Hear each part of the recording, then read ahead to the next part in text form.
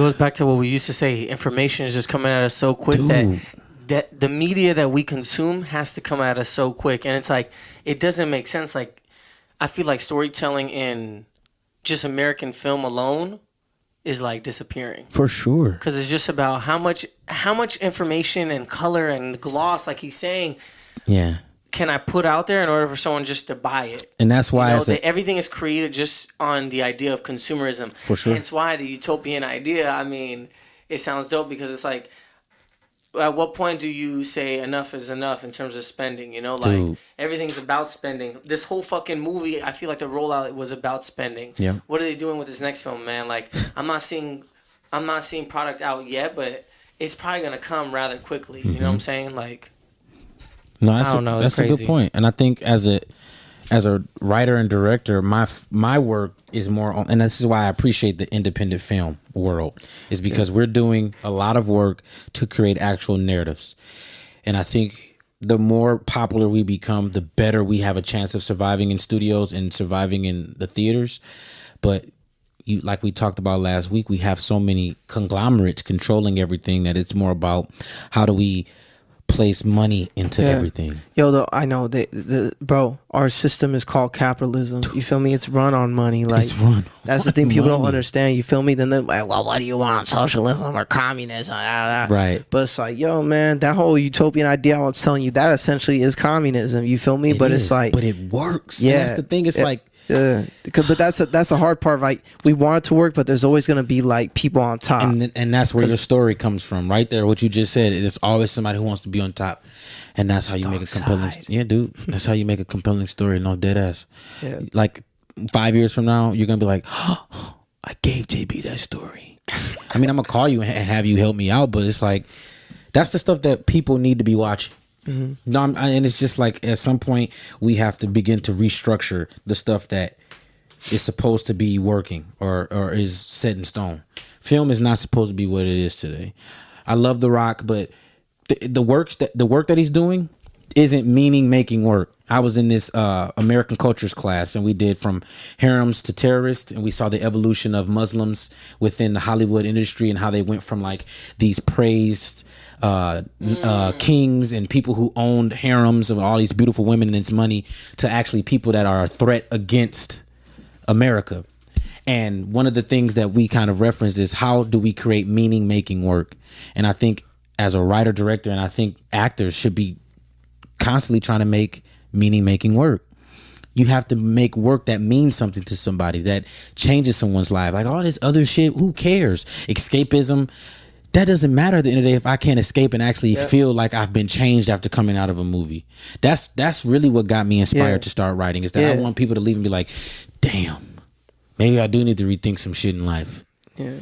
And don't get me wrong, I think a movie has its place. There's some shit that's really fun to watch and just laugh at, but we spend so much money at the theater and on Netflix that we need to be using the things that we have access to change someone's mind and be like, damn, you know what? Maybe I do need to be a better person. Damn, maybe such and such did, I should have reached out here. It's all about human relation. And I think the screen separates that from the writers and from the people who watch it. We lose that connectivity of realism. And it's just at what point does the screen become a tool? it already is a tool. But do you think? But it's being utilized in the wrong way. I was gonna say, do you feel like it's not being utilized in the right way? Because the thing is, iPhone 10, that motherfucker out. Yeah. That shit look good. Like it looked like a nice piece of chocolate. Like you see for the first time, you're like, damn, I want a bite of that. I mean, these devices, it's like, at what point does a screen become a tool? I feel like we're at a point where people are starting to utilize them as tools, but at the same time, we're split. We're split between those who actually consume information and there's those who produce information. You know what I'm saying? Yeah.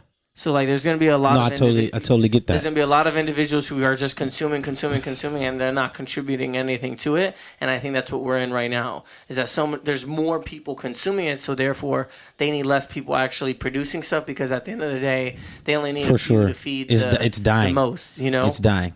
So yep. I just feel like, I don't know. We live in a crazy time. Like, watching you just pick up your phone like it's something that's normal. Yeah, because I had a question in here.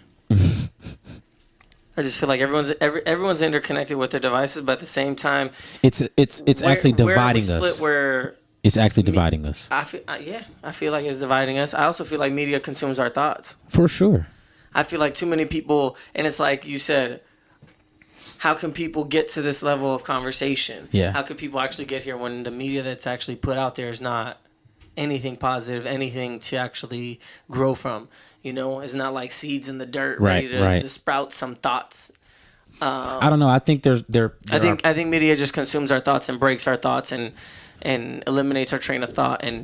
But that's what I'm saying. We have to find ways to effectively then use the tool that is causing harm to create good.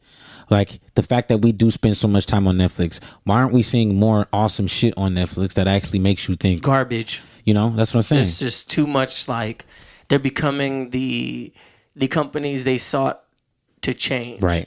Yep. It's just, I think it's they're just just part doing of it the differently. game. They're just saying, "Hey, consume it in your mobile device instead of consuming it on your TV." Actually, wait, go on your TV. I mean, and don't get me wrong. There's some awesome stuff like the Netflix documentary. Yeah, there's a lot. I think there's a lot of great content on there. I think there's just too much. I think they opened it's like when China opened the doors to allow people to come in. Yeah. You know, I think there's just too much shit that actually got in. That's a good point. They allow too many directors to come in. I was going to say, too many. It's really too many ideas because then you open it for, well, what about our children? Well, they need a platform to watch stuff off of, and then they started to look at it from a consumerism point and saying, how much can we pull people in from every aspect? Which I guess inclusion is good, but you also still want to be distinct. I think if you have a company, inclusion has to happen genuinely. Yep. You can't have inclusion just be forced. Yep.